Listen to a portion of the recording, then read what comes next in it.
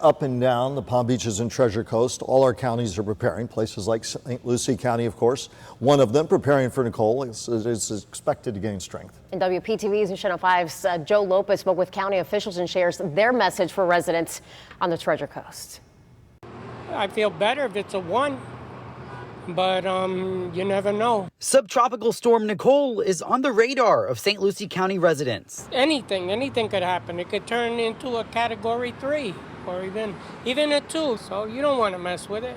People like Pedro Rodriguez filling up with extra gas, saying the time to prepare is now. Like I say, it's better to get ready and have it. Even though you don't use it, you still can always use the gas. And food and everything else, because right now we're going shopping again.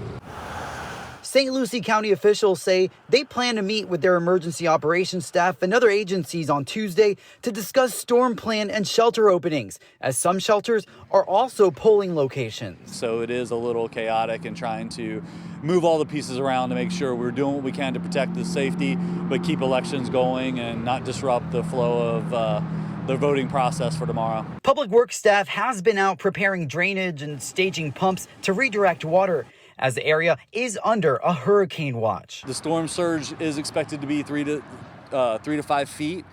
We are expecting, it is a full moon and a king tide, so the water levels will be up, so we could see some isolated flooding in neighborhoods. I'm told now is the time to go out and buy some supplies, but to avoid trimming any trees or brushes, as crews may not have time to pick them up before the storm. Reporting in St. Lucie County, Joe Lopez, WPTV News Channel 5.